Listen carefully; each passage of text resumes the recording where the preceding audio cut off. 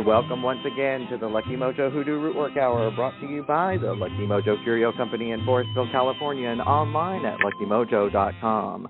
I'm your announcer, Reverend James of folkconjure.com in Western North Carolina, and in just a moment we'll be joined by our co-host, Catherine Ironwood of luckymojo.com in Forestville, California, and ConjureMan of ConjureManConsulting.com in Mission Viejo, California. This week we welcome a special guest, JD of HoodooHouseDetroit.com in Detroit, Michigan, bringing us today's topic on graveyard magic. They will take your calls and offer advice to address, ameliorate, and remediate your questions and problems about love, money, career, and spiritual protection using traditional African-American folk magic practices of hoodoo, conjurer, root work as divined and prescribed by the greatest spiritual hoodooists of our time. You can learn a lot just by listening, but if you're selected from among those who signed up at the Lucky Mojo Forum at forum.luckymojo.com and called into the show, then you'll be on the air and receive a free consultation. We'll be going to the phones in just a moment, but first, let's catch up with our co-hosts, Catherine Ironwood and ConjureMan. Miss Cat? Well, Reverend James, this is your last week as our announcer on the show, for now at least. And first of all, so we want to start with a huge thank you. You've done a wonderful work announcing for us, and also for the show that you do with Reverend Art, Mystics, Mages, and Magical Places. So I just want to give you a big, big shout out. And I know you mentioned last week that you have some revived web pages having to do with Buddhism. So give us a little quick upload on that one and give us the URL so we can find them. Yeah, thank you. First and foremost, I appreciate it. You know, I've enjoyed doing this a lot, and as things have gotten more busy, and I took over for Clifford, and Clifford took over for Newt, and it's just going to go back to Newt now. So yeah, he was great, and he's actually who I kind of based my little spiel about in the tone that I do it in. But about the new things that I've been working on, some Buddhist websites revived. There were some old ones from the early 2000s that different followers of His Eminence Sem Rinpoche, who created and runs Kichara Forest Retreat in Malaysia. That's kichara.com if you wanted to check that out. But I'm reviving LordSetrap.com, which is LordSetrap.com. And that is a Dharma protector. It's a minor Dharma protector that not a lot of people know about, but he is very, very powerful, and it has a lot to do with the Gelug school of Buddhism, which is the one that the Dalai Lama comes out of. And I'm reviving another one that called Lama Tsongkhapa. He is basically one of the early lineage teachers of Gelug Buddhism. So a lot of the teachings that Gelug Buddhism is about come from Lama Tsongkhapa. And so I'm hoping to revive some of these websites and, bring tribute to them. Also, I decided since I had one other Dharma protector, why not get another one? So I also have a fondness for Palden Lamo, who has a connection with Lakshmi and different Kali Deva and different things like that, if you look at her in different aspects, I suppose. But I've decided to get that one as well. So I'm going to start working on that one too. And I'll pop those in the chat.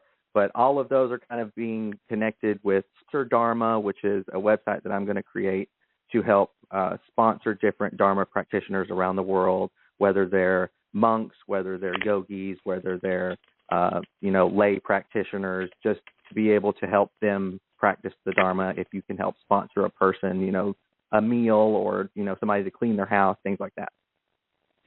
Wow. So okay. So this is going to be a way of financially sponsoring Dharma practitioners.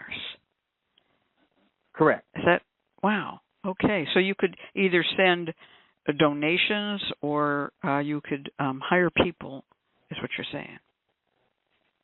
Right. So we're going to take up.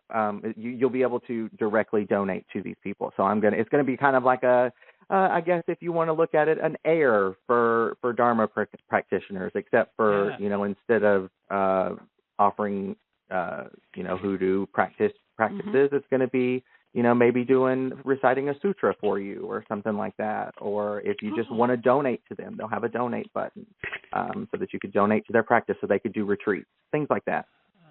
Oh, that sounds great. Well, please put those in the chat because we've all fallen down on our spelling. So we're absolutely, and they're not easy to spell. And they're not easy to spell for us anyway. These are very exciting projects. Yeah, it's a wonderful project, and thank you so much for telling us about it. And I hope you come back with a radio show on it and have them as guests, or maybe have them as guests on Mystics, Mages, and Magical Places. This would be a great place to make sure that they get out into the public, Absolutely. We'll definitely miss you. Yeah, we will miss you. Yeah, and for those who are asking, next week, Papa Newt returns back in the saddle again, and he will be our announcer going forward. We have that to look forward to. And I'll still be in the chat every once in a while, so I'll still be here. So. Oh, good. That's good. We love it when you're around. You're a good friend. All right, I have a couple of announcements to read, but to try to keep this short, what have I been doing this week? Well, let's see, my daughter had her birthday, and then my dear husband, my dear husband had his birthday. She's a Libra, and he's a Scorpio, so we often celebrate their two birthdays on the same weekend day. And my daughter, right after her birthday, got her black belt in I think it's in karate. After 20 years of having kind of dropped the practice, she just sort of woke up one day and said, I was a brown belt. I never got my black belt. And she went back and got her black belt, which took a lot of training for her because she's in her 50s now. And so I'm very proud of her. And she did wonderfully. I mean, I saw the video, and she was just great, just fantastic. So congratulations to her, Althea Greenstone, MD, for her black belt. And Dom Chris' birthday is today. Happy birthday. Happy birthday, Dom Chris. Okay, boy, we're having a whole lot of birthdays right around now. And so we all went out and went birthday brunching like we always do. And it was a nice time. All right, now I have some announcements to read, so I'm going to go through them as quick as I can. So Hoodoo Psychics, as you probably know by now, gives away a free reading every week. Now, folks, I just have to say something. Would you turn up your nose at a free reading? No, you would not. So get on over to Facebook and find facebook.com/Hoodoo Psychics. When you find it, just mark that thing, follow it, and every Monday morning or mid-Monday, you'll see a notice of the new giveaway. On Wednesday, the giveaway winner will be announced. And last week's Hoodoo Psychics contest winner was Ashton Tyler. And Ashton has won a free 15-minute reading at Hoodoo Psychics. And there's a couple of other changes upcoming at Hoodoo Psychics. Deacon Millet is working on a 5 minutes free for one-time use. In other words, if you're a new caller, you get your first 5 minutes free. If you're a returning caller, you get one free 5 minute that goes on your account. And so anyone can claim that. And just very happy to see how things are going at Hoodoo Psychics. Lots of action. Okay, then at Lucky Mojo Curio Co. Facebook page, we give away free products every Friday. And sometimes it's books, sometimes it's oil, sometimes it's bath crystals. And last week it was books. And it was Miss Phoenix LaFay's author special.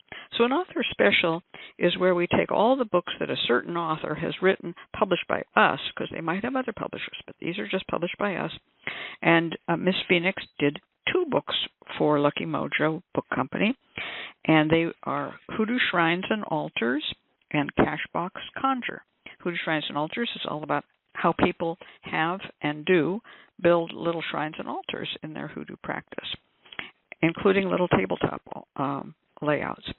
And Cashbox Conjure is just a wonderful collection of money, prosperity, and abundance spells of all types. So these 2 books put together make an author special. And we have given away 3 winners. And the 3 winners each get both books. And the winners are Kim, Marley Girl Marler, and Yolanda White. And we've messaged them all from our Facebook page telling them if they've won, and the contest has now ended. Now, these are announced on Fridays, and the winner is usually picked on Sunday morning. So if you miss it on Friday, you can always come in on Saturday and make your entry and just write a comment. So if you are one of our 3 winners, the notice has just went out, please contact the page by clicking message above the contest. Send us your mailing address for shipping purposes, okay? And we will never ask for a credit card. There's no money to be exchanged, but we do need your address so we can send you your books. And there'll be a new giveaway next Friday. And for those of you who are new to this show or new to us, we've been doing these giveaways for 10 years. We started in 2014, and I believe it was in November.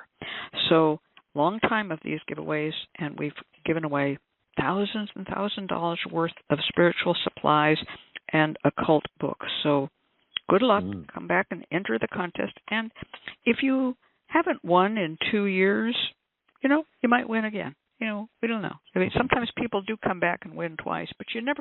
I'll tell you one thing for sure. If you won last week, you're not going to win it 2 weeks in a row. We have a little more sense than that. We want to get everybody in on the fun. But some people who have stuck around and who are real faithful customers and clients, 2 years later, oops, they win again. Okay, just letting you know. Because we do it random, but then we have to check them to make sure that they are not, doubling up. Our randomness is really random, and then it might come out too close. So, okay, so that is a really nice thing that you can get for free. 2 things you can get for free. All right, now I'm going to turn over the microphone to dear Conjurman. And but before we do that, can we just wave our hands in the air and say politics? Politics. Things are very crazy out there. The countdown is beginning for the vote. If you have not voted, 10 more days. If you have not voted yet, why not? If you want to go on the day of the election and do that old Norman Rockwell thing where you go into your high school gym or local post office or wherever and put your ballot in the ballot box, you can do it. Of course you can. But right now I think more people are voting early. And, of course, that keeps us all on tenterhooks because we've cast our votes already. Have you voted, Conjurman? No, I was going the day of. You're a day of guy. I used to be. The funny thing is, I'm not currently, but I used to actually go to my middle school. Yeah, right. School gym. It really was right. My middle school for a long time. I think like 10 years. I was like my voting booth. That's what it was here for many, many years, and then they changed it during COVID because they felt they needed to keep it into a more, different kind of place. And after COVID, I never went back. We just vote by mail now. I miss that thing of the old, the old. Sometimes it would be at the Oddfellows Hall, which was an old, beautiful old building. We'd go down there. That was even more fun than when it was at the gym because it was just I even was a vote counter, not counter, but a vote collector, a ballot watcher, and. But voting early and voting by mail is really convenient. They made it easy. Like that's a really good thing, especially for like accessibility issues and like. If you're older, you can't wait in line that long, right? Like sometimes those lines get disastrous. So it really is, voting early and voting by mail is, I think, a great. I mean, a lot of countries do voting a lot better than we do. We're still a little bit behind. I mean, we should technically have a national holiday on voting day. That's in right. My opinion. That's right. And there are some countries where you're penalized if you don't vote. Yes, which is kind of interesting, too. Mandatory voting, yeah. There's a lot of different ways to do it. I think our way kind of comes out of a rural idea that you'd be able to find your local school, right? Because they used to have schools out in the countryside, school district, usually 1 square mile or 5 square miles, depending on where you went. Right, it'd be 1 square, you know where the school is. But now it's all different. And like I said, I'm okay with voting by mail, though I do miss my Norman Rockwell moment. I think, you know what, I quit when there was a woman who always ran the whole thing. And one reason I volunteered was to be with her because I liked her so much. She was getting older and older and older, and she was always there, and she'd check your name off. And I signed up and I worked there at the voting place for a couple of years. But then she retired. COVID came in. She never came back, and then they moved it. And I was done with it. I thought, okay, that was the last of my 1950s experience. It's gone. So, but I hope you all are voting, and there is so much to vote for.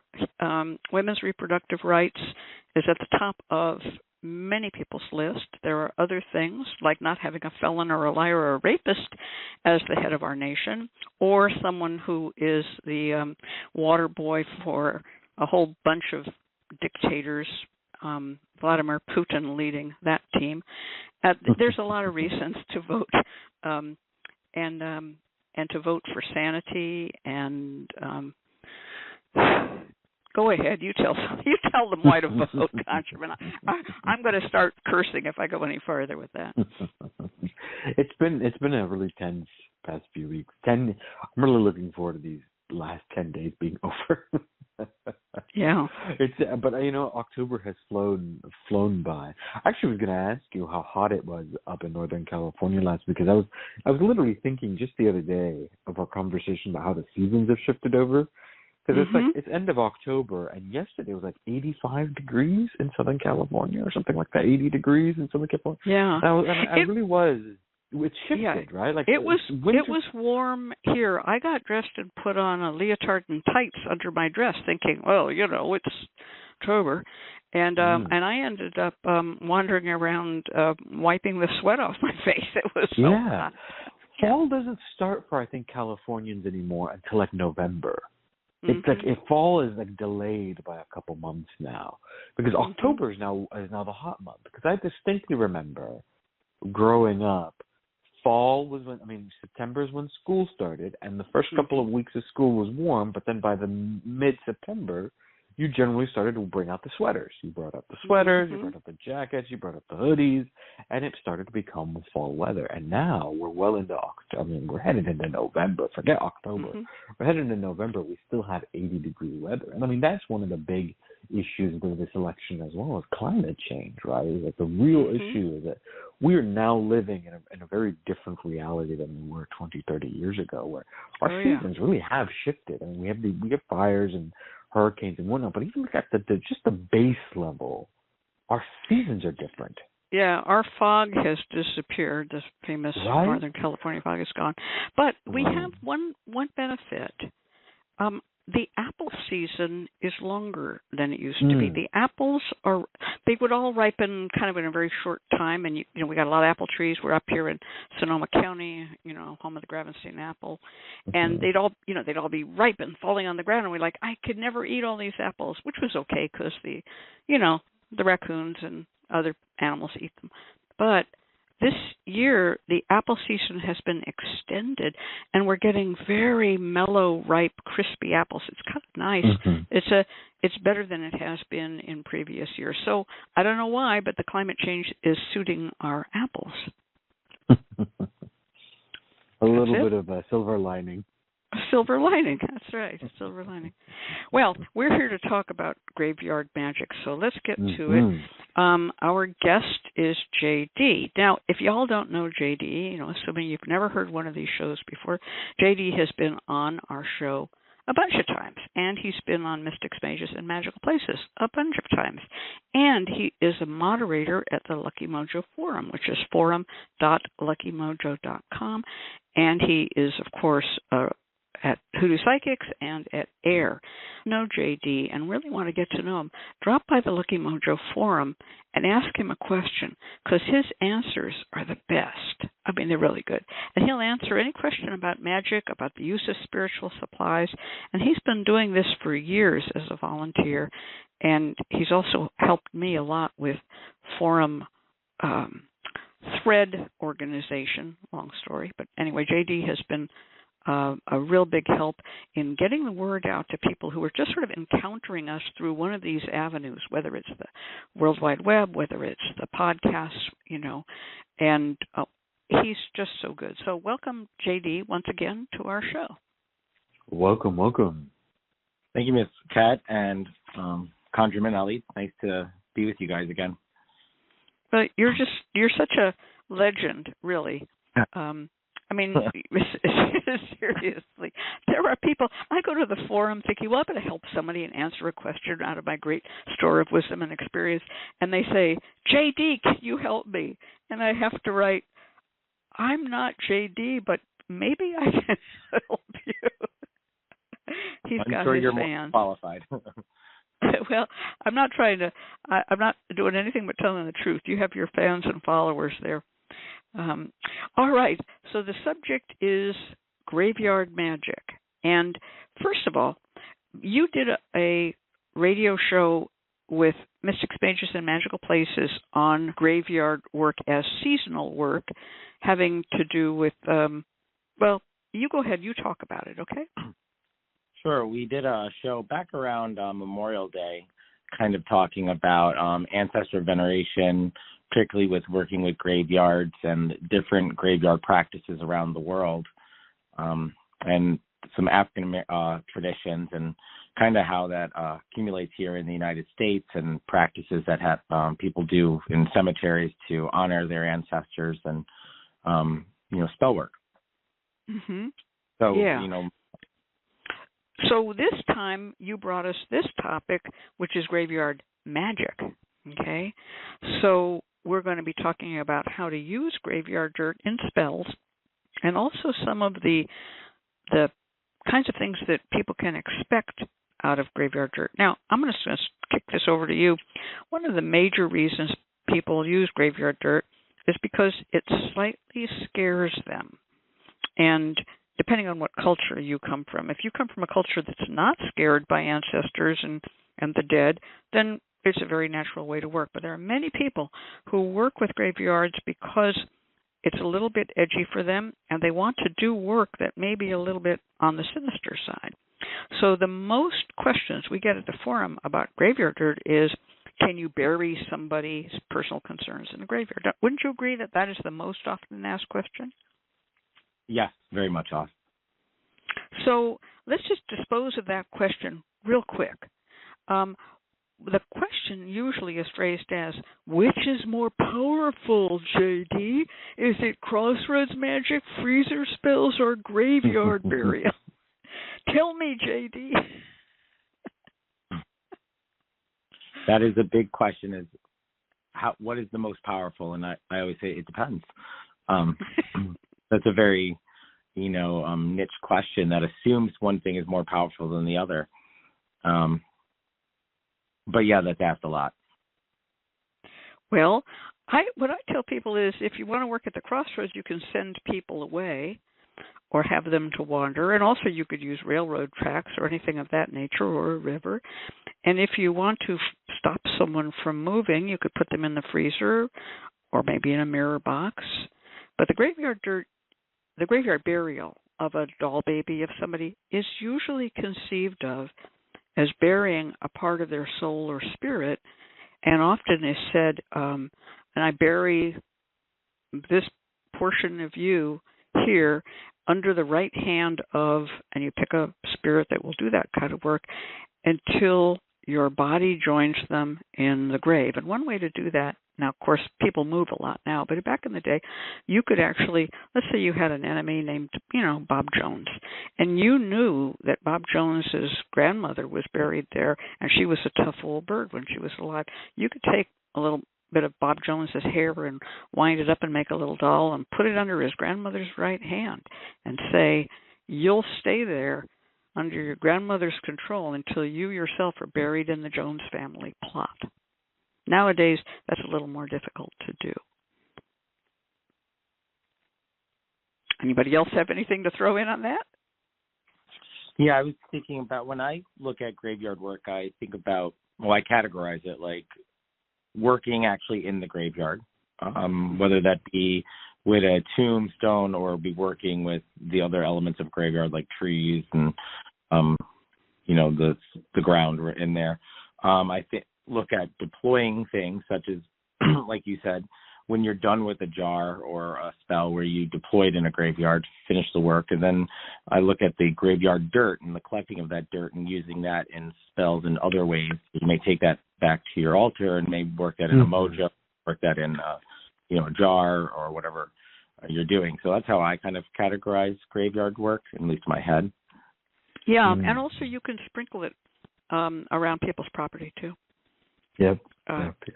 What about you, Conjurin?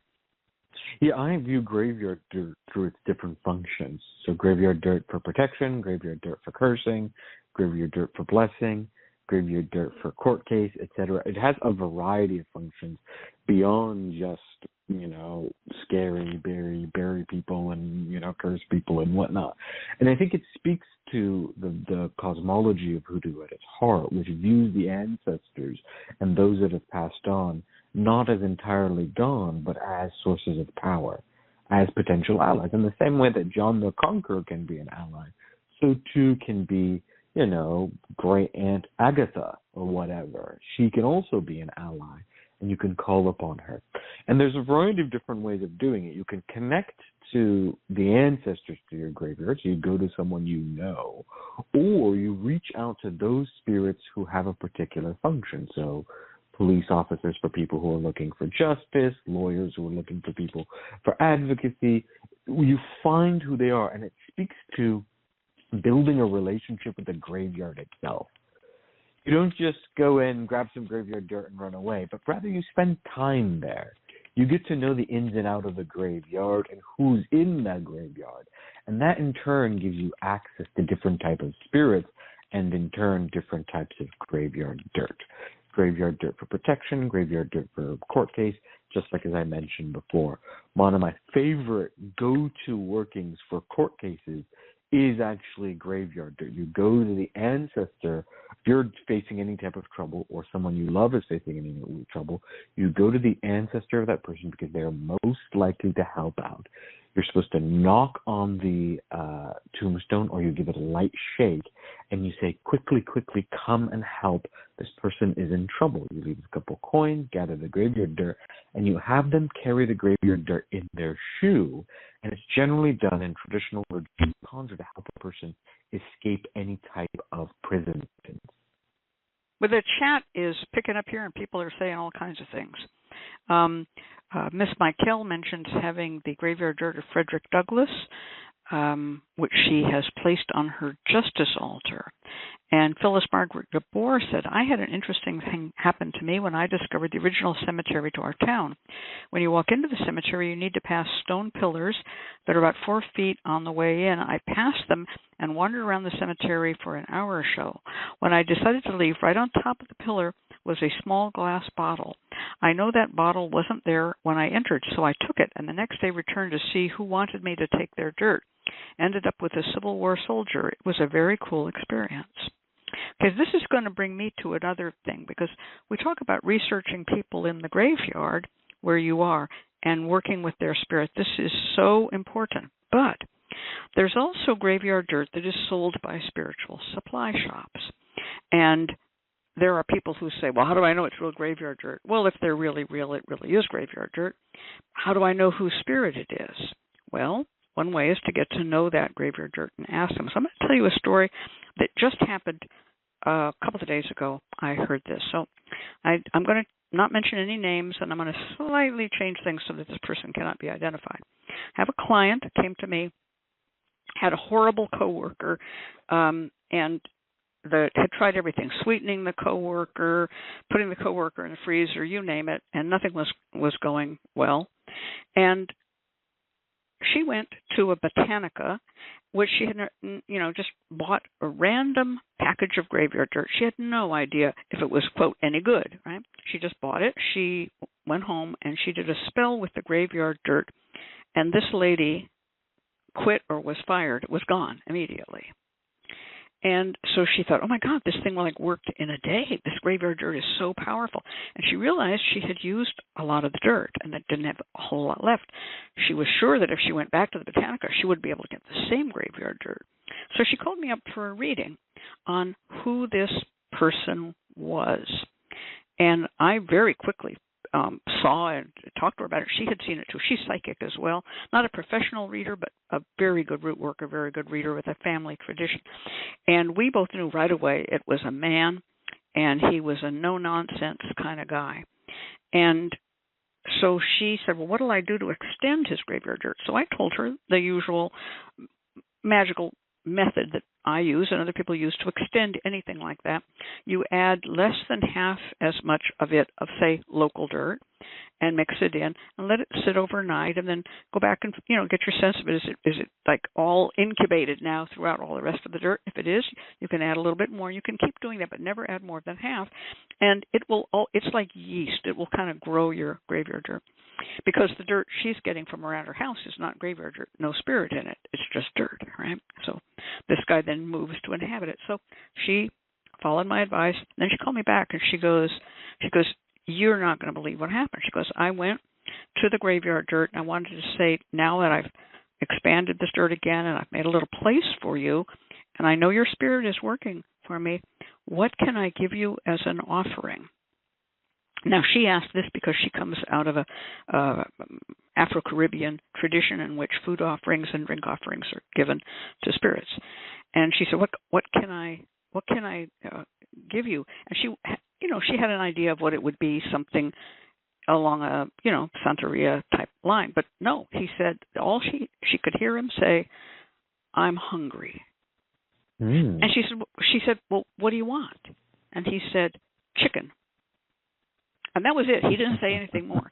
So she called me up, and she goes, is it okay to give chicken?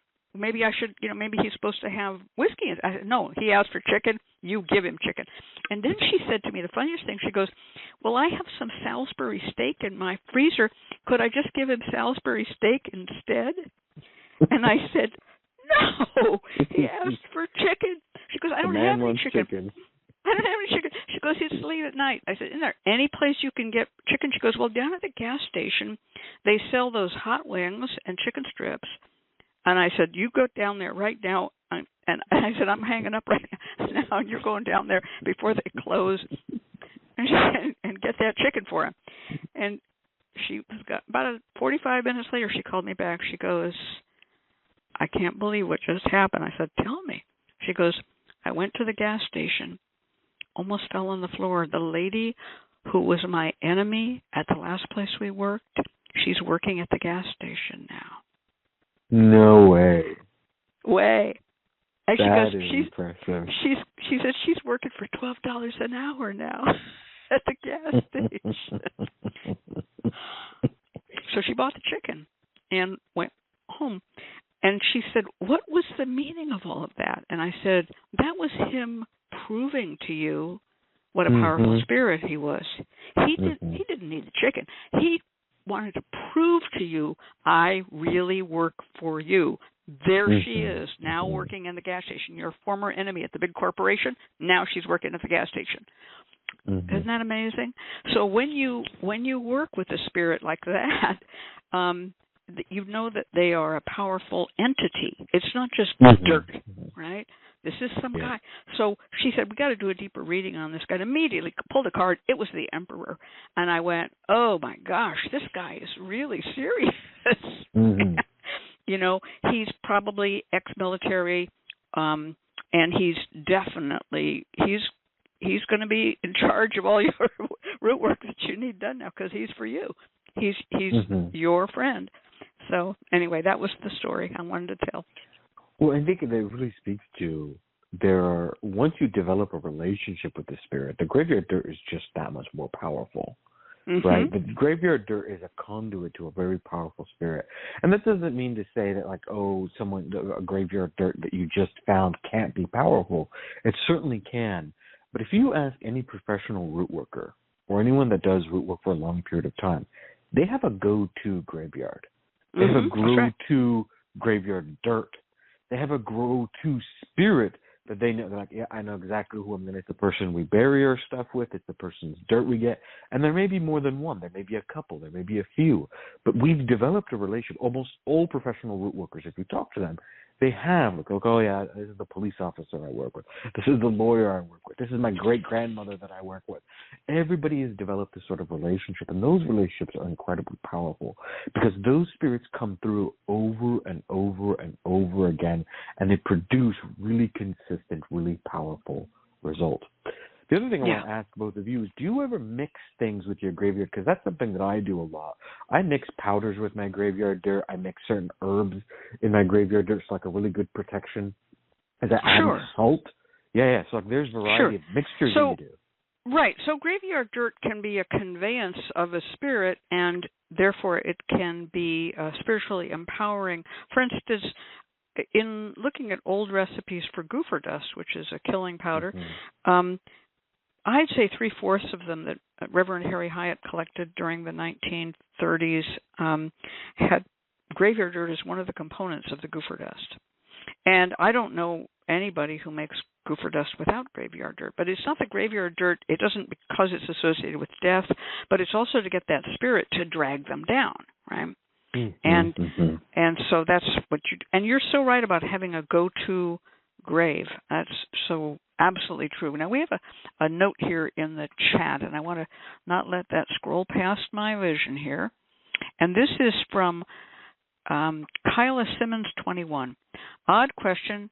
Possibly can someone or multiple be calling from a graveyard? I work in a cemetery. A portion of the cemetery, oldest part of our cemetery, is Oddfellows Cemetery.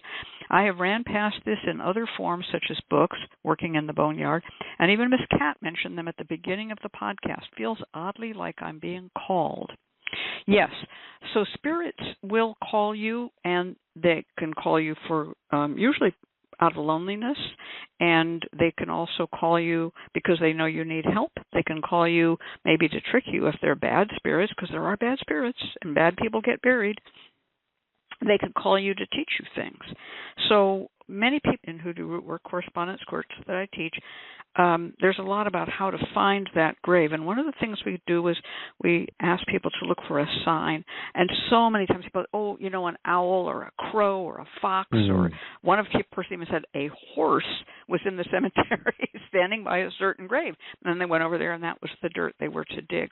Other people will say that they're walking down a row of graves thinking they were going to go to the graveyard of a famous celebrity whose hometown it was and who happened to be buried there, but they felt instead somebody else off to one side say, "Hi, come visit me." And they found that this celebrity had not much interest in them at all, but this other person buried in that grave had some form of reaching out to them.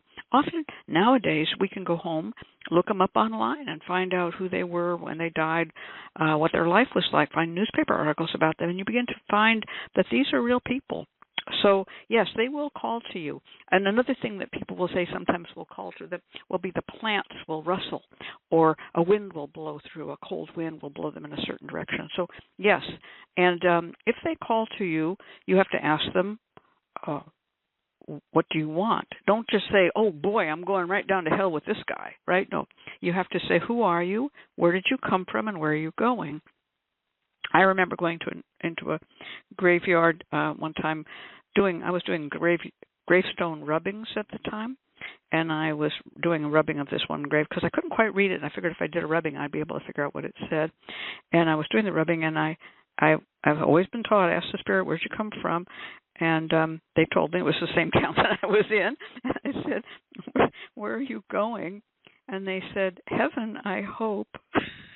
I thought that was sweet. But I could hear them. It was like a voice in my head. But then I am clairaudient, and, not everybody is. So, that's the answer to that question. The other thing about graveyard dirt, I just want to mention real quick, is there's an old custom that comes out of hoodoo traditions. If you're a young root worker and want to get some quick teaching and some quick power as a root worker, it's an old tradition to go to the graveyard where a root worker is buried, someone you know was a root worker, and to lay on their grave all night and sleep there. And they will give you dreams, and they will wake you up, and you will have assumed some of that power from that dirt. You usually would take a little bit of the dirt with you in a little leather pouch or something as a token as well. And that graveyard will always, that graveyard dirt, that spirit's dirt, will always be useful to you if you come back to do more, because you formed a relationship with them. But sleeping on the grave is very common. It's also done by widows and widowers to maintain contact with their departed spouse. Heather Charette says there are Jewish traditions similar to this. That's true, there are. And now JD said, leaving work in a graveyard is a method of deploying the work. How about you tell us about that, JD? Yeah, I was answering a question in the forum from, not the forum, in the chat from Oyama, who asked about leaving work in the graveyard. So when you're doing a working, such as if one of them that's mentioned a lot by Hyatt is making a mini coffin for the person. If you say you wanted to kill someone, you would make a coffin, you would line it with, linen and prepare it, and then you would go to a cemetery and you would dig a hole in the cemetery, make a mini headstone, and have funeral rite and bury that casket that has the person's item or maybe a doll baby into the grave. So that's a method of deploying the work, which also symbolically represents the death of that person. Yeah, I'm going to add a little something to that. And when you make the headstone for the date of death, you put down today's date, right? So they would symbolically have died on the day you bury them. Also, these little coffins, people used to make them out of cigar boxes and things like that. Often they would set them out all night and actually have a wake for them before burying them. So in the Catholic manner, putting a candle at the head and at the foot to burn with the casket open, stay up all night over it, and then in the morning bury it in the graveyard. That's very old school hoodoo work. Boy, is that old school. You can also bury a lemon spell there as a breakup working. It both symbolizes the end or death of the relationship, but also if you bury it in the cemetery or in the grave of the spirit, will continue to work to cause discord between those people. So traditionally you bury breakup spells on people's property so that it continues to work on them. But if you're working at a distance and you don't have access to that property, then what you can do is take that breakup jar spell or that lemon spell and bury it in the graveyard, and the spirit will then continue to work on them from a distance, causing them to fight and fuss and break apart. And people have said it, there's like an actual spirit of discord in this house. And that's literal. That's a spirit that has been sent to the house to cause discord. Yeah. That's a really good old-fashioned breakup spell. And there are a few others that I've heard that are, again, idiosyncratic, different. But one of the ones that people least expect is to go to the graveyard and get the dirt from someone who loved you, who has died, and to put a little bit of that dirt on your fingers and clap the person on the back, the person you want to have love you. Now, this would be an ex-sexual partner, a deceased sexual partner, and you'd get their graveyard dirt, and when you pat the other person on the back, which just this little, you won't show much, but it's a little trace, and you say, now love me the way that so-and-so loved me. And the spirit of your departed lover will jump onto them and teach them how to love you the way you want to be loved. Because a lot of people think of the dead as uncanny, but that's a very old spell, and it has proven effective. I can just say that as far as I know. So Hemaganda says, what about collecting dirt from a mausoleum niche? Yeah. So if a person is buried stored in one of these niches, what do you do? How do you get anything from that, especially if it's all polished marble? Usually there's a little bit of mortar, and it's considered sufficient to take a little pocket knife and just scrape a little bit of that mortar and get that. If it's one of those above-ground mausoleums, You can get dirt from the four corners of it, just as if it was the four corners of a building. Some people will say get it from the front steps of the mausoleum as well. So that can be used. Now, there's difficulties with that, because what if there's four people in one of those above-ground mausoleums, and one of them was a well-known rapist and the other one was your Aunt Mary? You got to make sure you get the right graveyard dirt, right? So you might think that over. And some of these spirit-led journeys into the graveyard, there's no one-size-fits-all. You have to think how you're going to do that and how you're going to prepare yourself emotionally. I do want to mention that there are different customs when it comes to approaching the graveyard itself. There's a lot of commonalities, but you'll find, for example, in the Afro-Caribbean and Afro-Cuban traditions, the idea that you actually take 6 coins with you and give 3 at the gate to gain entry into the cemetery, and then leave 3 with the cemetery, the actual graveyard of the spirit you want to work with. That is not always the case in the other regions of hoodoo. So it is important to note that there are some differences in protocol. On the whole, however, what is in conjure found in Oakland, you're not going to see a lot of people say, "Oh, you've got to give it to the spirit of the gate of the gate of the cemetery or the keeper of the cemetery." They're going to go straight to the actual graveyard itself, to the grave of that person, and leave the coins there. But what is common across hoodoo is the idea that the relationship involves giving something and then taking. You don't just take, that you leave 3 coins, and sometimes people say you'll bury the coins. Others say that you actually leave it kind of in a row on top of the headstone or the tombstone, and then you dig the graveyard dirt and take a little bit of with you. Others say that in addition to coins, you should give some flowers. So there are variations, but there's always the idea that you give something and then take. That's right. And what do you give? What would you suggest giving? How about you, JD? Yeah, depending on what you know about the person, giving could be, if the person likes whiskey, it's traditional to leave a silver dime. Leaving sweet tobacco is also very traditional. Another traditional thing is using a silver spoon to collect the dirt and then dropping the coins inside the hole after you scoop the dirt. Flowers. I also, in a form of veneration as well as respect, when I do work, and it also helps kind of cover up what you're doing, is I bring like spears with me and items to help clean up the grave as well. So while I'm there, if people are there as well, that, it kind of distracts while you show respect, clean the, trim back the folly. So that's also another way of showing respect for those who've passed, and preparing the stone as well. Yeah, and people always are so afraid, well, what if I get caught? What if I get caught?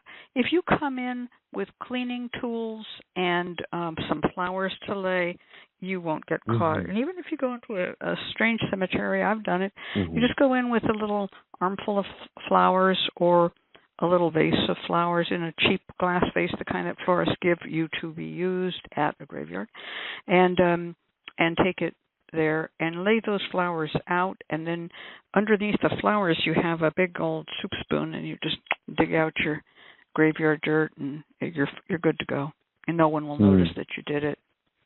Most people aren't going to bother you in a cemetery. Everyone's sort of worried about their own grief or whatnot. Even the people who are in charge of cemeteries, their job is to really just leave you alone. I mean, very, very, unless you're doing something really, really weird, most cemeteries just kind of leave you alone. Like if you come in with some flowers, no one's going to be like, well, why do you have a trowel in your hand? Like, unless you bust out like a full-on shovel and it looks like you're actually doing grave digging or something, or grave robbing, most places sort of leave you alone. And it's doubly so in like really, really old cemeteries. They really will leave you alone. I've been in cemeteries where I've had candles out, I've done whole rituals, and sometimes like a cop comes by, they just sort of look at you and they go, yeah, moving on. It's just something, they're like, people have their own religious practices.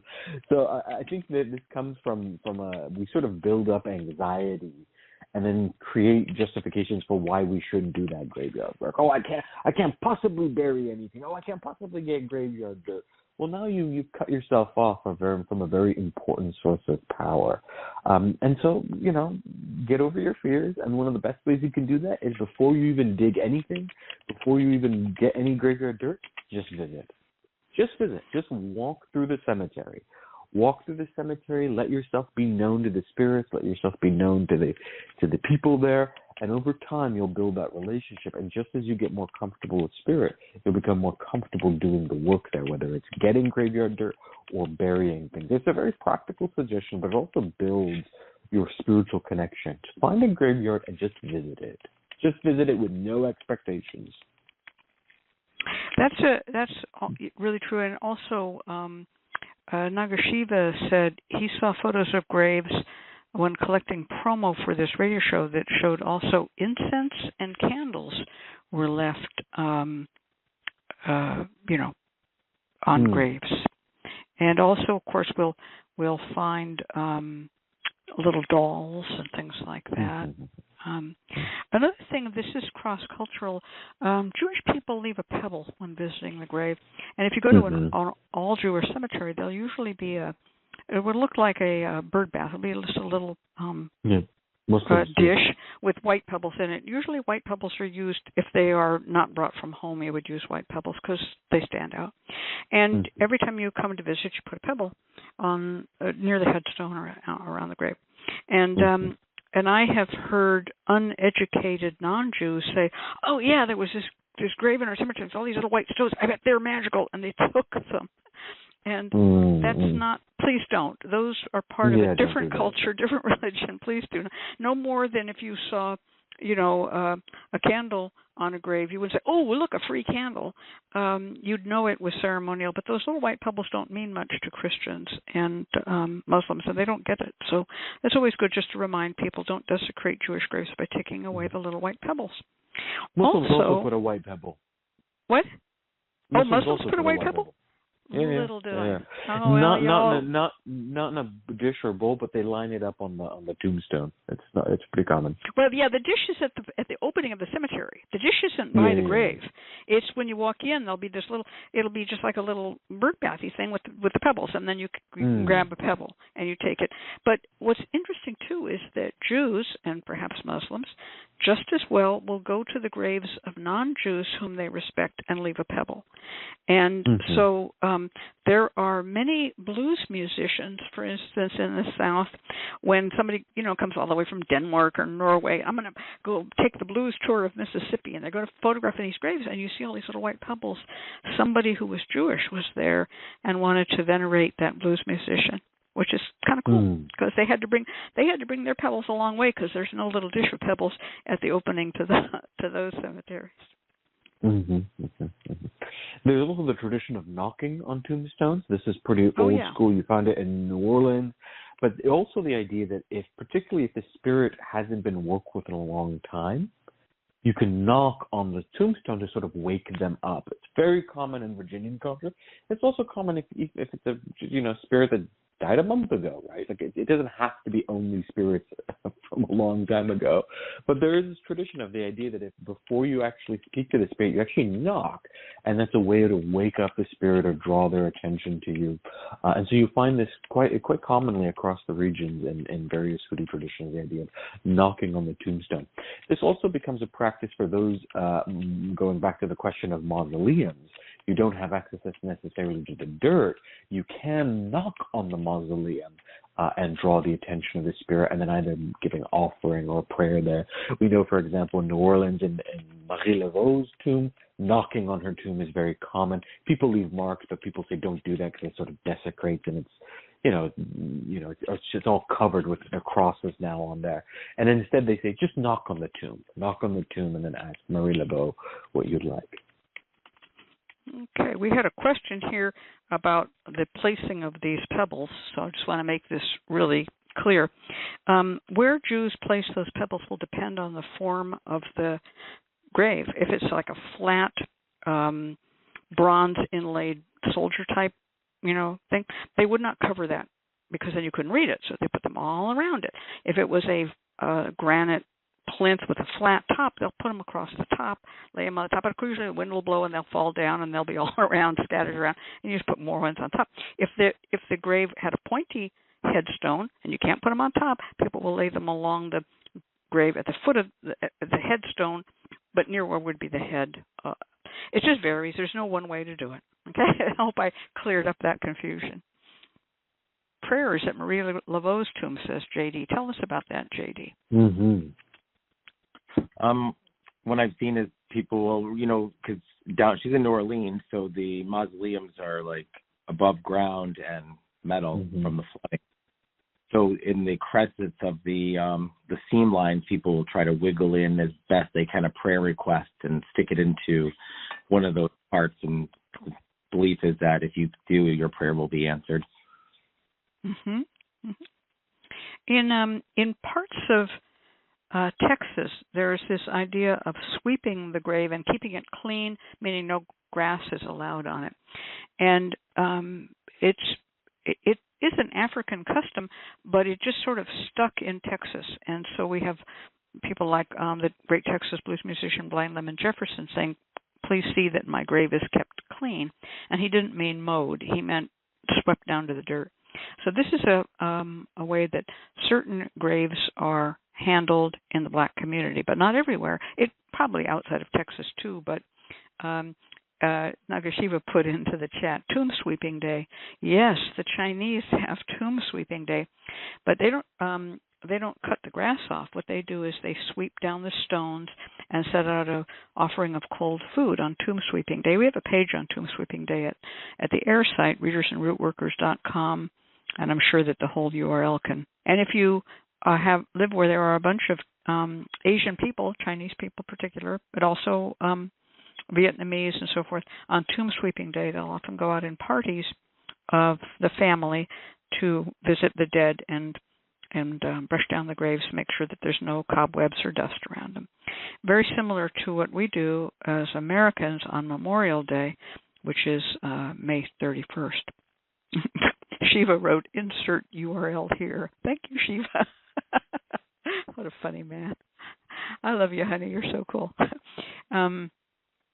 There's also a habit of going to the grave and announcing when there are births or deaths in the family and telling the dead that this has happened.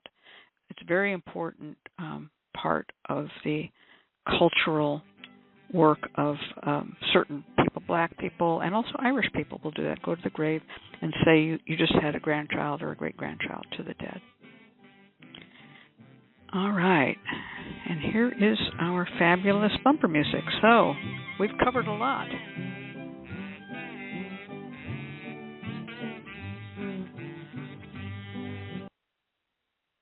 JD put in one last one. I found a cool spell that if you were being chased by the police sleeping in the graveyard, and the police will no longer look for you in the AM. Because you've become symbolically dead to them. That's a great one, JD. All right, let's turn this over to Reverend James. Thank you, Ms. Cat. Support for this program is provided by the Lucky Mojo Curio Company in Forestville, California, and located online at luckymojo.com.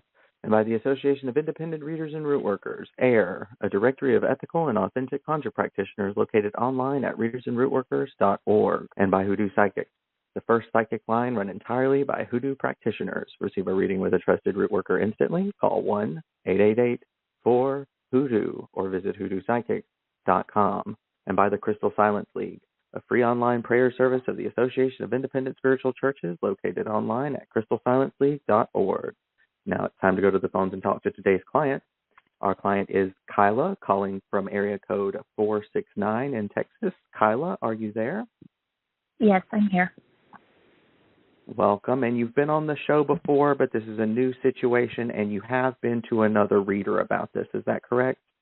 Yes, I have. Okay. And she writes, I dreamed about being cursed. At the end of the curse, there was death in the dreams.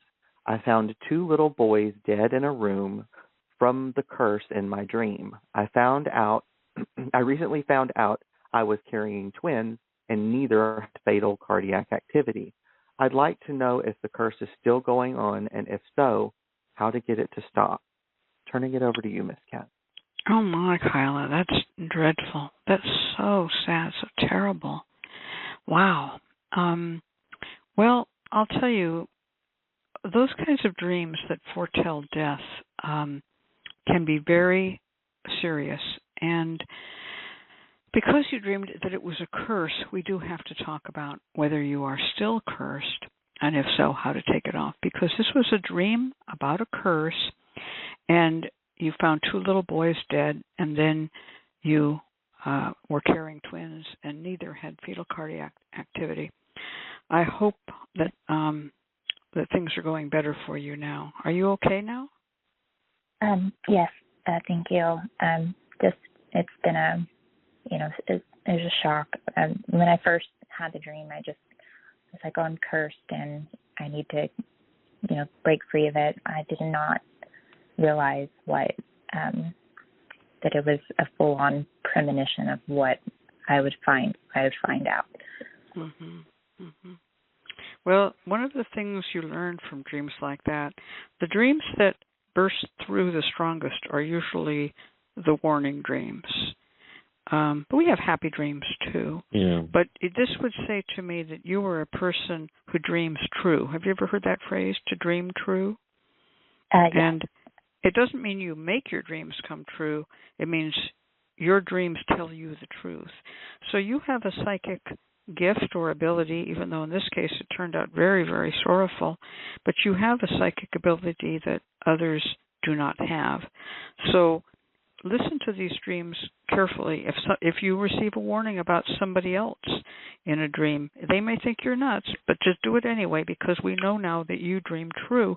And when someone dreams true, it's usually, important for the community, for the family that they deliver that message to. Now we're going to go to, are you still cursed? Because I am concerned about this. Do you have a known enemy?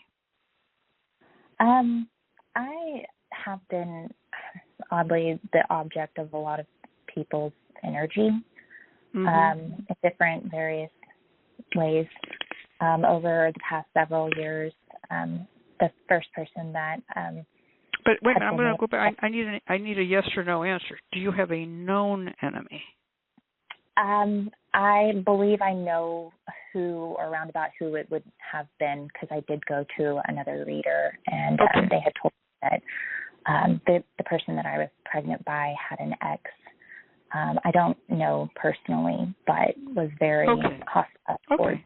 So let's see if I get something that points to that as well.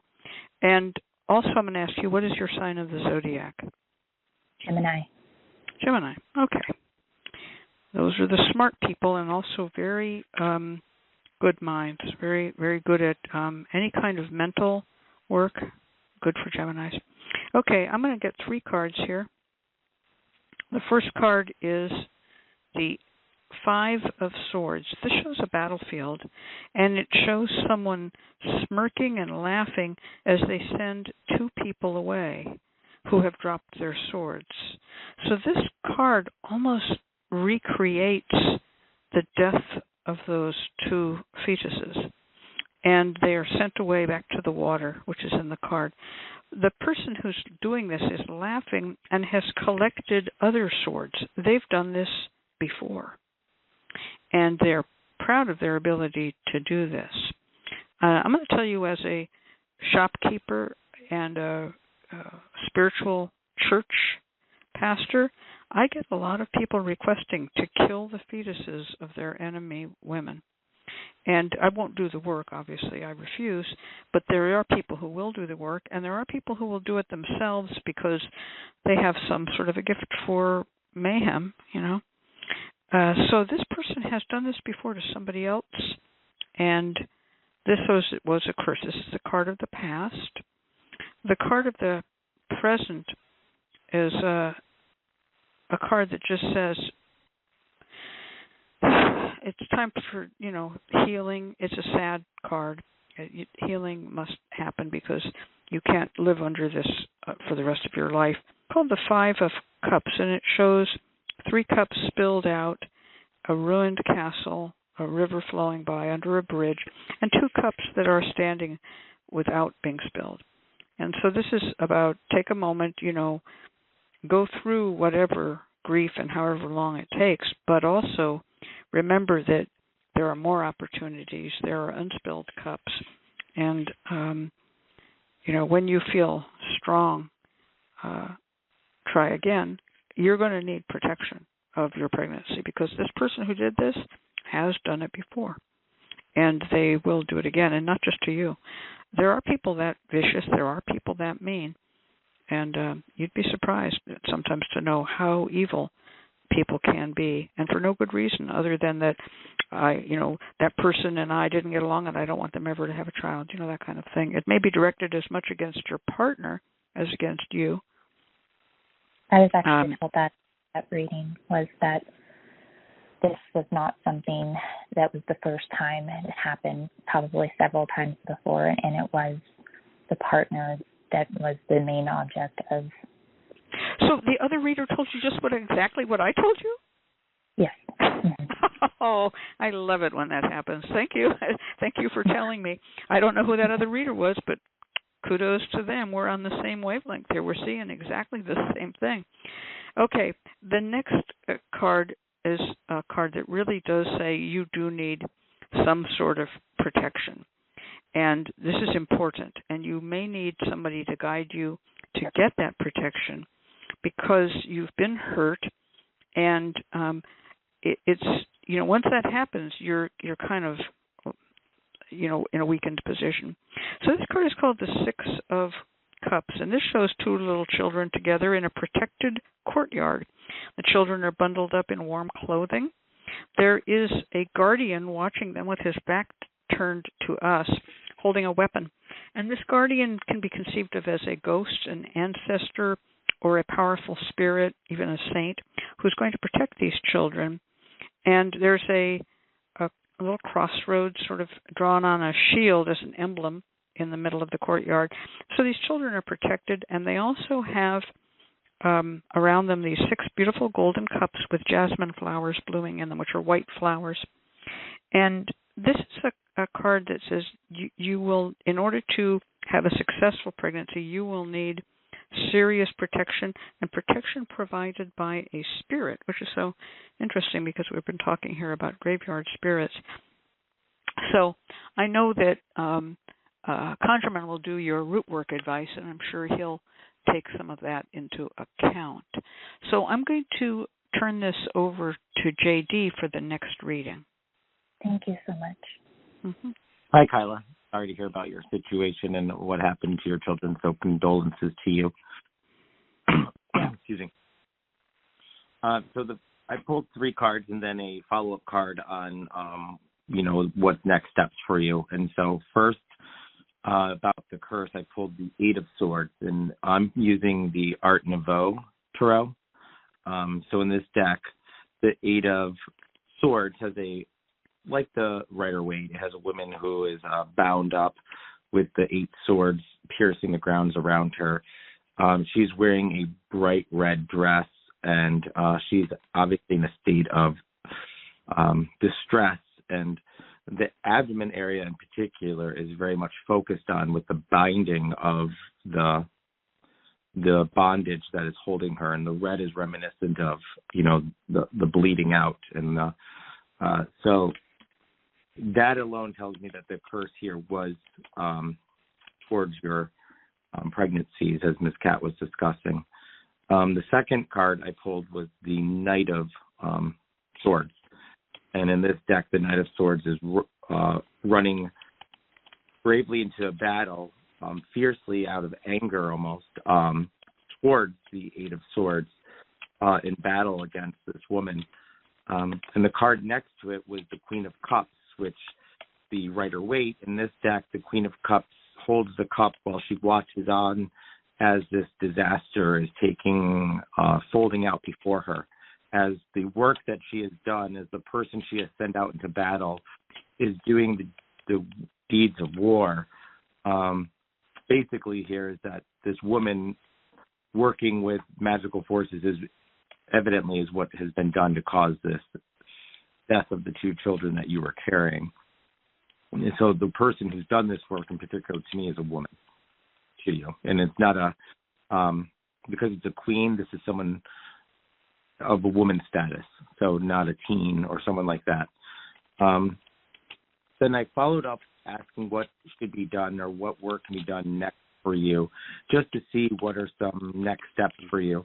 And what I pulled was the Temperance card. And what I liked about that was many believe that the Temperance card represents St. Michael, who is a defender for those in battle, who defends us against wickedness and evil spirits. So keeping that in mind is something that maybe you consider in your workings as petitioning St. Michael for protection against this person and future attacks. Okay. All right. Let's turn this over to Conjurman. And I thank you for saying, before I do that, JD, thank you for saying that, because some people see the Temperance Angel as St. Raphael or Archangel Raphael, and there's other people who just says it's just a healing angel. There's so many different, it's an ambiguous card, and which angels go with which cards is one of those things. If you put 5 tarot readers together in a room, you'll get 5 different opinions. All right, let's turn this over to Conjurman. Yeah, I think you've gotten some really insightful readings here. My condolences to you as well. You know, it's not easy dealing with what you're going through, and knowing that you have an active enemy who's caused these difficulties can certainly make it harder. What I'm going to give you is root work to cleanse, purify, protect, and ensure that you don't have to deal with this ever again. Start with getting some rue, agrimony, and mint. These are really great herbs to break jinxes, curses, crossed conditions, and to turn back any evil that has been sent your way. Brew this into a tea and then add a couple drops of Florida water. It will make the water cloudy, but also perfume it. Pour this over yourself on a Monday when the moon is waxing. Pour it from your neck down, washing yourself. Gather a bit of that used bath water and dispose of it off of your property. It can be done at running water or at a crossroads. But once you do, walk away and don't look back. What you're doing is removing the curse and ensuring that it no longer has an impact on you, no longer has influence over you, removing the evil and directing it off of you and off of your property. When you look back, you introduce doubt, you introduce hesitation. So it's really important that you toss this thing over your left shoulder into the river or into the crossroads, whatever they use, bath water, and then walk away. Walk away and then take a different route home. When you get home on a Sunday, when the moon is waxing, I want you to go and visit the graveyard where you can find a family member, an ally. This could be someone who's older than you. It could be a grandparent, etc., great-grandparent, someone that you know will help you. You're going to go and you're going to speak your problems to them. You're going to knock on the grave 3 times, knock, knock, knock, and say, Aunt so-and-so, Uncle so-and-so, Grandma so-and-so, etc., I have an enemy. I need you and I need my family to stand with me.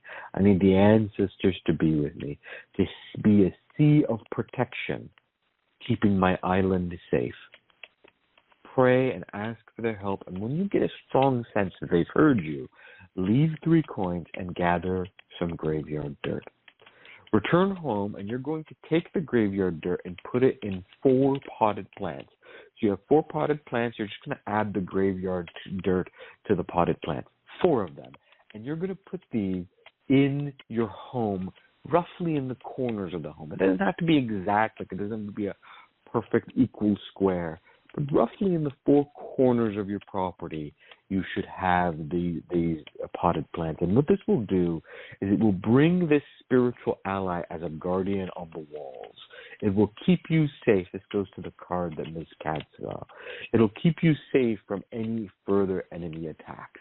And now that you've removed the curse, now that you've removed the evil, now that you've removed the mess, we want to make sure that it can never come back to you again. This is a way of protecting yourself, of shielding yourself, of guarding yourself from wickedness going forward. You should keep the plants alive. Anything happens to the plants, that is your early warning sign. If your plant starts to die, that tells you that someone is attacking you, that someone is trying to harm you again. And because it's placed in the four corners of your home, you will also know what direction it's coming from. It's coming from this direction. So you'll know sort of a general idea of where your enemy is. So pay attention to it. Regularly feed these plants, keep these plants alive to ensure that you, your property, and your family remain safe. This spiritual guardian, this ally, will be your protector. This will be your guardian on your wall. Then the third and final working that I recommend is a personal medallion of St. Michael that JD saw.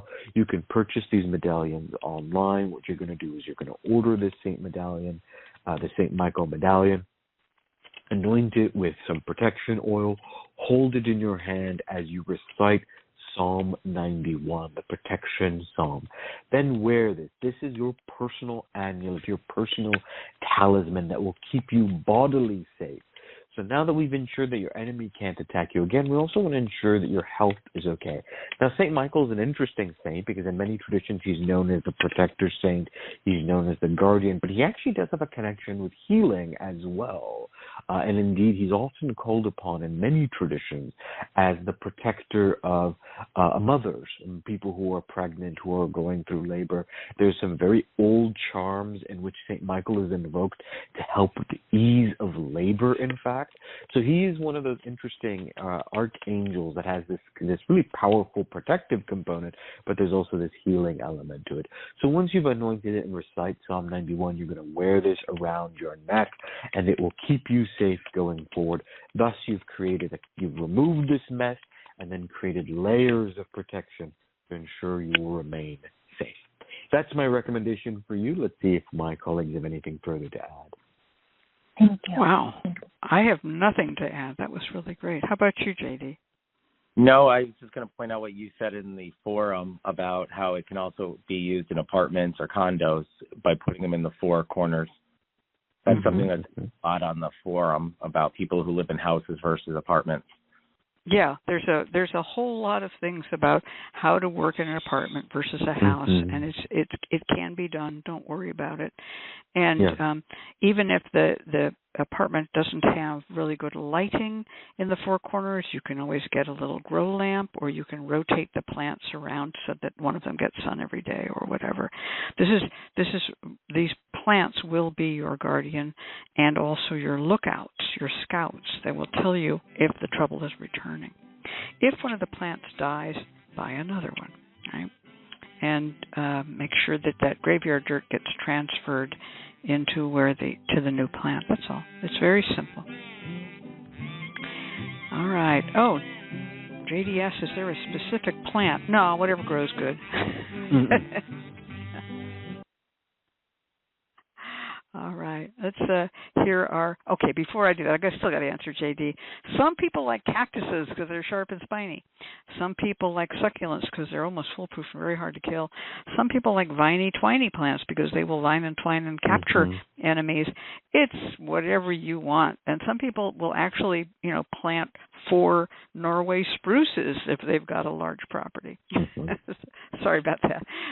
Let's take it away with our fabulous tenoric tritone and network identification and schedule.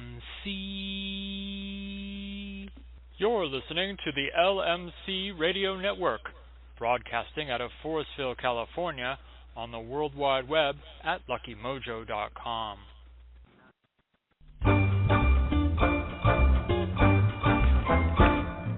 The LMC Radio Network is a media alliance whose excellent shows include The Lucky Mojo Hoodoo Rootwork Hour with Catherine Ironwood and Conjurman, Sundays, 3 to 4:30, Mystics, Mages, and Magical Places with Reverend Art and Reverend James, Mondays, 4 to 5:30, The Crystal Silence League Hour with John St. Germain, in syndication, Tuesdays, The Witch, the Priestess, and the Cauldron with Elvira Love and Miss Phoenix LeFae in syndication Tuesdays.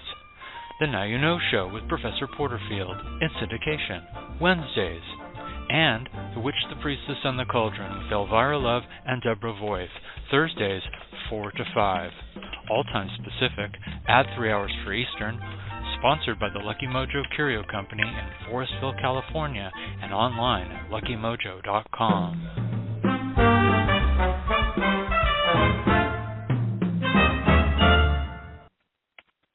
Some quick announcements about those upcoming shows on the LMC Radio Network. Monday, October 28th at 4 p.m. Pacific, 7 p.m. Eastern on Mystics, Mages, and Magical Places with myself and Irvin Art will be a rebroadcast of one of our favorite shows, and new ones coming soon. And Tuesday, October 29th on the Crystal Silence League in syndication with John St. Germain will be the topic of Osiris. And Tuesday, October 29th on The Witch, the Priestess, and the Cauldron in syndication with Miss Elvira and Phoenix LeFae will be the topic of Hedge Witches. And Wednesday, October 30th on the Now You Know Show in syndication with Professor Porterfield will be the topic of Baptism in Pines. And Thursday, October 31st at 4 p.m. Pacific, 7 p.m. Eastern on The Witch, the Priestess, and the Cauldron with Miss Elvira and Deb Boyce will be a seasonal rebroadcast on the topic of Samhain. And next Sunday, November 3rd at 3 p.m. Pacific, 6 p.m. Eastern on the Lucky Mojo Hoodoo Rootwork Hour with Catherine Ironwood and ConjureMan will be Ethan Nickel with an Oracle Hour on Lenormand Cartomancy. And now it's time for our free spell segment from our special guest, JD of VoodooHouseDetroit.com in Detroit, Michigan. Take it away, JD. Thank you, Reverend James. This spell is a protection spell using graveyards and graveyard dirt. Go to a graveyard and collect dirt from a loved one. After buying the dirt and thanking the spirit, return home. Take a spiritual bath for protection, and then you are ready to start the work. Take a brown paper bag and rip it into a square on all 4 sides. With a pencil with the eraser removed, write your name 9 times stacked. Then turn the paper to the right 1 time and write Hebrews 12:1 over your name covering it, which is, wherefore, seeing we also are compassed about with so great a cloud of witnesses, let us lay aside every weight and the sin which doth so easily beset us, and let us run with patience the race that is set before us. 5-spot dress the paper with protection oil, then light spirit guide incense and smoke the paper in the incense as you call on the spirit of your loved one by name to assist with you in the protection. Set it aside and let the oil set on the paper. When it is dried, take a pinch of the graveyard dirt and place it into the center of the petition paper. Fold the paper up as you call the spirit of your loved one 3 times, asking for their assistance in protecting you. Tie the string around it as you dress it with protection oil and seal it with 3 knots into a red mojo bag. Take bloodroot to create a magical bond between you and your loved one, which also serves as a form of protection. Althea root to foster spiritual connection between you and your loved one, and Angelica root for protection. Dress all 3 of these roots with protection oil, and when they've dried, set them also inside your mojo bag. Tie the mojo bag and pull it shut. Dress it with protection and spirit guide oil by dressing the 4 sides and the center. Smoke it in spirit guide incense and set it under a dish with a white candle dressed with protection and spirit guide oil. As it burns, pray for the spirit to protect you, the spirit of your loved one to protect you as you read Psalms 23 over the candle. When it is completed, take the mojo and back and go to the grave and bury it at the grave for 3 days at the right hand of the loved one you are working with. After 3 days, return to the grave, dig it back up, and wear the mojo on your body. And pay the loved one with silver coins and water and other treats they liked when they were physically alive. If you're able to find a loved one, you can adapt this spell by working with a soldier or a police officer. And in place of the bloodroot, you would use blow kohash root. That is my free stuff. Do you have any add-ons to this, Cat or ConjureMan? Oh, I love that. Wow. That was good. I just tracked down the the Hebrews 12:1. That's an interesting verse. I did not know that one. It's very, very good. And I think this is, what you've done here is very interesting, because burying a mojo bag and then digging it back up again, in fact, burying anything in a graveyard and digging it back up again, is, again, a very old way of working, and suggests a familiarity with the graves. Phyllis Margaret Gabor said, I knew the free spell would be a banger. He always has the instructions ready to go into chat. Claps. Yeah. Yeah, yours are very, very thorough. This is very good work. Also, I would say that in doing this kind of work, if when you go to dig up the mojo, the hole that you left, you didn't specifically say this, but in the hole that you dig it up, that's where I would put the coins, in that hole rather than another place, right? Right? Because you did that. And you mentioned silver coins. This is a very old type of spell, because U.S. money hasn't been made with silver since the 60s. And but those of us who really like magic always will work with silver coins, and that would be pre-1963 Roosevelt dimes, or any Mercury dimes. They have Liberty on it. It looks like the god Mercury, but it's really winged Liberty. They were made from 1916 to 1945. You can buy them online. They don't cost a dime anymore, though, folks. But silver coins are the most valuable in magic. Wouldn't you say so, Conjurman? Uh-oh. Silence from Conjurman. Absolutely, yes. I was muted. You were muted. Okay. I didn't realize. But yeah, absolutely, silver is perfect here. I also highly recommend, if you dig the hole, that's where you put the coins in. That's already the connection you're making. It's already what you've touched. That's where you want to leave those coins. That's right, exactly. Well, that was a great spell, JD. You're really good, really traditional worker. Folks, JD does readings, and he does root work for people. So check him out. I think that of all the people that I've worked with lately, what I would call kind of newcomers to my world, that you, JD, are one of the most traditional. You and Papa New, I think. Conjurman I've been knowing a long time, so I don't have to call him a newcomer anymore. But, I'm an old hat. But JD, you really carry on the tradition to the next generation, and so proud of you. So happy to know you. All right. He says thank you. Yeah. Well, give your dogs a hug for me, okay? JD is the root worker with the most little dogs in America. Okay.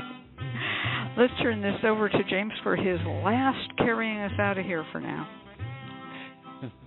Thank you, Miss Cat and Conjurman, and thank you, JD of Hoodoo House Detroit in Detroit, Michigan, for being our guest this week. We invite you to join us next week when our special guest will be Ethan Nichols of MySelfIsMyCards.com in Southern California, bringing us the topic of Lenormand Cartomancy.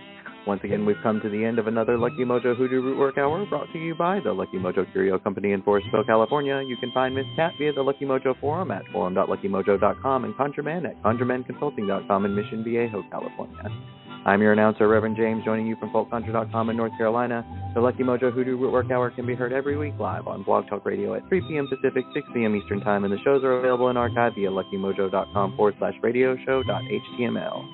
For all of us at Lucky Mojo, I'd like to thank you for being here and invite you to tune in once again next week at this same time when you will hear the familiar strains of the Memphis Chug Band playing the Chug Band Waltz. Thanks, everybody. Goodbye. Bye-bye, Reverend James. And we'll be seeing you in other places, and it'll be wonderful.